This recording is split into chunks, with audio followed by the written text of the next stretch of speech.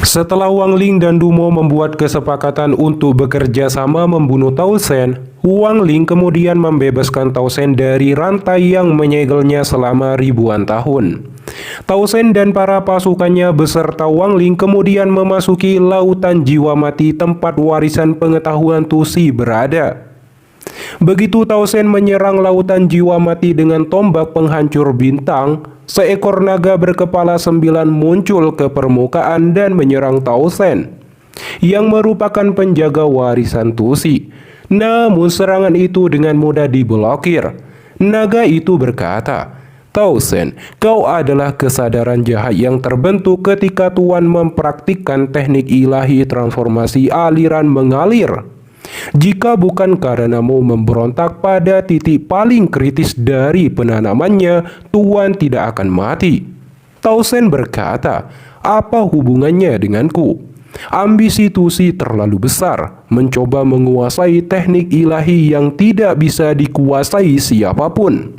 Jika bukan karena itu, bagaimana dia bisa menciptakanku? Tapi aku harus berterima kasih padanya. Kalau tidak, saat dia mati, aku akan mati juga." Naga itu berkata, "Sebelum kematian Tuan, dia menyuruhku untuk menjaga warisan pengetahuan. Tanpa seizinku, tidak ada yang bisa mendapatkan warisan."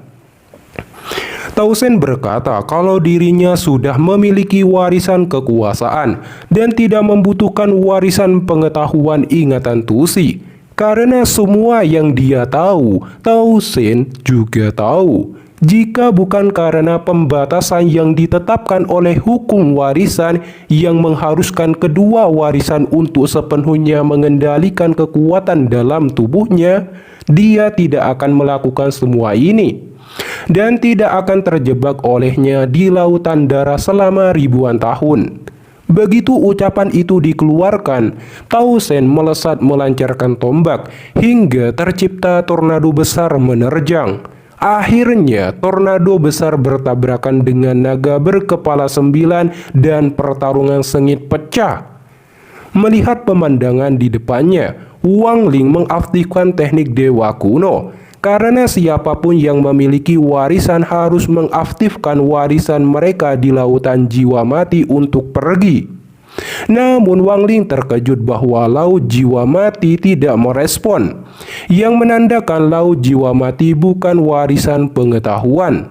Tatapan Wang Ling beralih pada pertempuran besar, menemukan bahwa respon warisan pengetahuan tertuju pada naga berkepala 9.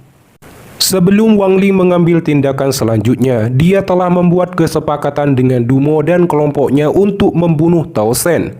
Namun dia tidak percaya begitu saja, tetapi berpikir hati-hati. Jadi dia bereksperimen dengan pedang terbang dan melemparkannya ke celah tata ruang meridian dewa kuno yang memiliki energi kekacauan yang memblokir kesadaran indera.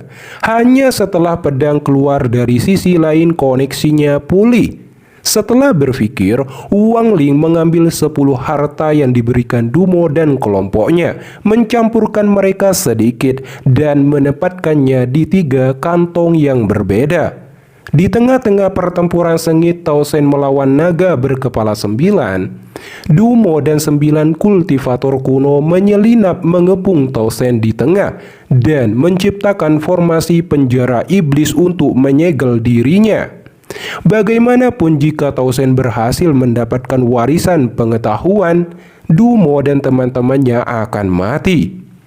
Melihat ini Tao Zhen berkata, "Kalian sudah menunggu ribuan tahun dan sekarang akhirnya menemukan kesempatan. Sangat bagus." Naga berkepala 9 berkata, "Setelah menyegelmu, 10 orang ini masing-masing akan mendapatkan bagian dari warisan. Dengan godaan sebesar ini, siapapun akan setuju." Dumo dan yang lainnya dengan cepat mencoba memberikan pukulan pada Tao Zhen melalui formasi penjara iblis.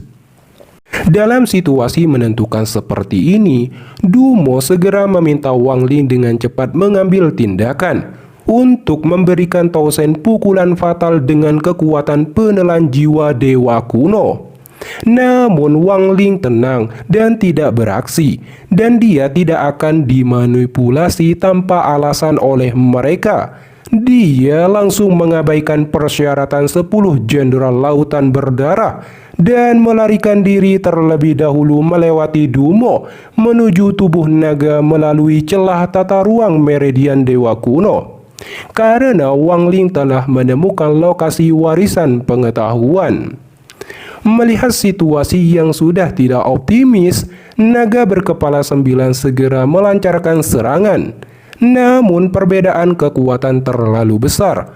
Tao Shen hanya melihat ini tertawa keras, diikuti gelombang-gelombang energi yang kuat menyebar. Dampaknya 10 orang memuntahkan darah.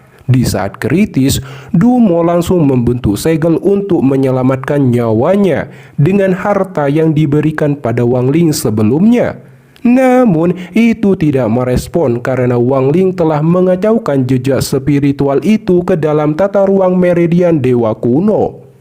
Dan akhirnya Dumo dan teman-temannya tidak bisa bertahan lagi dan terhempaskan oleh gelombang kekuatan yang besar, mengalami luka parah. Di saat situasi kritis, Dumo memanggil Li Peng. Benar saja sosok segera keluar dari mulut naga berkepala 9. Momentum ini seperti Orochimaru melawan Itachi itu, guys. Faktanya naga berkepala 9 telah menyelamatkan 1 dari 11 kultivator kuno ribuan tahun yang lalu. Meski demikian, mereka masih tidak bisa berbuat apa-apa. Tao Shen mengangkat jari kirinya dan 9 kultivator kuno langsung musnah. Pandangan beralih pada Dumo dan berkata, "Menurutmu bagaimana bisa kau mengalahkan dewa?" Dengan sekali arahan jarinya, Tao Shen langsung membunuh Dumo. Sekarang hanya tinggal naga berkepala 9.